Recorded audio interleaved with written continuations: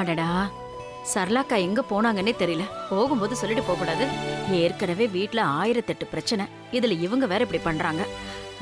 வணக்கம் ஆண்டி. வாப்பா, உட்காரு. இல்ல பரவாயில்ல இருக்கட்டும். ஆமா, எங்க வீட்ல யாரையும் காணோம், எல்லாரும் எங்க போயிருக்காங்க? எல்லாரும் வெளியில போயிருக்காங்க. வெளியன்னா எங்க போயிருக்காங்க? அதான்ப்பா எனக்கும் தெரியல.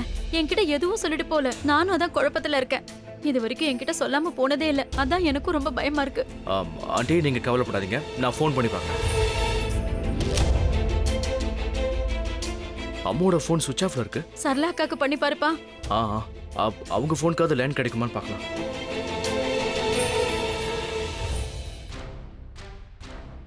ஆண்டியோட ஃபோனும் சுவிட்ச் ஆஃப்ல இருக்கு. வேற யாருக்கு ஃபோன் பண்றது? அவங்க எங்க போயிருப்பாங்கன்னு யாரை கேட்டு தெரிஞ்சுக்கிறது?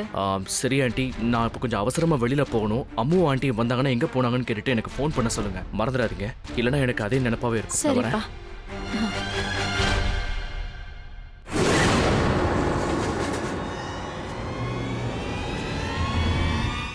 இதுல இருந்து பார்த்தா ஒண்ணுமே தெரிய மாட்டேங்குது.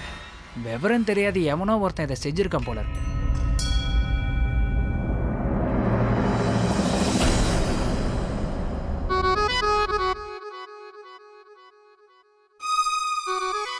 ஏய் இந்து, சொல்லுங்கக்கா. ஏன் அவளையே உத்து பார்த்துட்டு இருக்க? அவளை பாக்குறதுக்கு பதிலா அந்த ஆண்டவனை பார்த்தாலாவது புண்ணியமாவது கிடைக்கும். அதை இவளை பார்த்தேன்னா கோவத்துல மூஞ்சியை தான் காட்டுவா.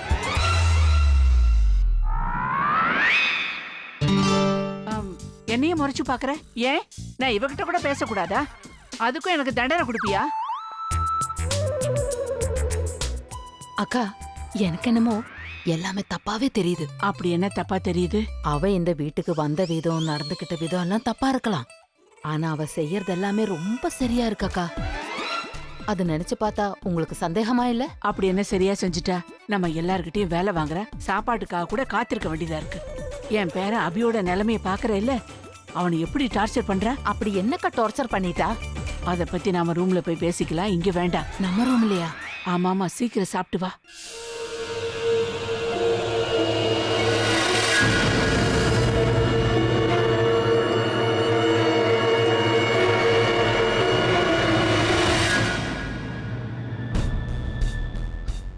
தனு மேடமா, உடனே இந்த விஷயத்தை அக்காக்கு மெசேஜ் பண்ணியாகணும்.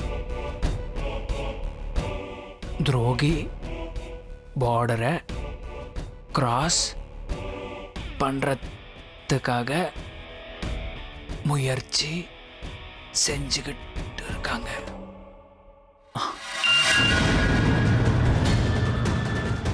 ஆக்ஷன் எடுக்க வேண்டிய டைம் வந்துருச்சு பிரக்யா. இன்னைக்கு அந்த தனு கையும் களவுமா மாட்ட போறா.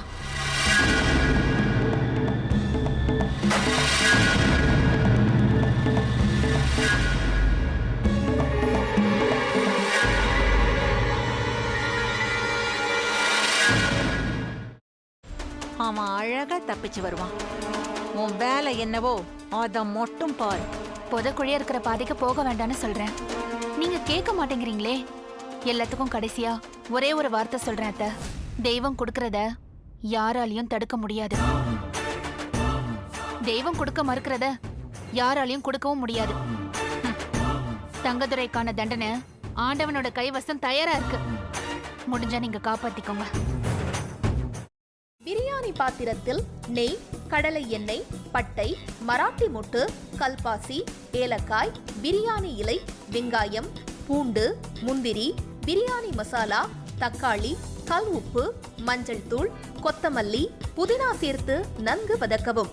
பின்னர் மட்டன், தயிர், சிறிது தண்ணீர் ஊற்றி கலந்து அதனுடன் சீரகச் சம்பா அரிசி சேர்த்து கொதித்த பின் பச்சை மிளகாய், புதினா சேர்த்து இறுதியாக தம் போட்டு இறக்கினால் சுவையான கொங்கு நாடு வெள்ளை மட்டன் பிரியாணி தயார். இப்போ உனக்கு கால் உடைஞ்சிருக்கும். தனோ, பார்த்து சூதானமா நடந்துக்கோ. இந்த வீடு பயங்கரமான காடு மாதிரி. யாரு யாரு அழிப்பாங்கன்னே தெரியாது. அக்கா, இப்ப நான் என்னக்கா பண்றது? யோசிக்கவே யோசிக்காத. உன் புருஷன் தலையில நறுக்குன்னு 4 கொட்டு கொட்டி சம்மதிக்க வச்சிரு. புரியுதா? சரிக்கா. முதல்ல அந்த வேலையை பாரு. போ போ. செல்வி எங்க போயிருக்கான்னு சொல்லு. அதான் நீங்க சொன்னீங்களேம்மா, அவங்க அம்மா அப்பா வீட்டுக்கு போயிருக்காங்க. அப்படிதான் சொல்லணும். சரி, சந்தோஷ்க்கு லெமன் டீ கொடுத்துட்டு உடனே வந்துடணும். புரிஞ்சுதா? ம் சரிங்கம்மா. எப்படி? ஐயோ உனக்கு கிரிமினல் மைண்ட் இல்லடி, நீயே கிரிமினல் தான் என் தங்கம். ஒரு நிமிஷம். இதோ வரேங்க. நல்ல லூசு குடும்பம்டா அது. என்ன சொன்னாலும் நம்புதுங்க.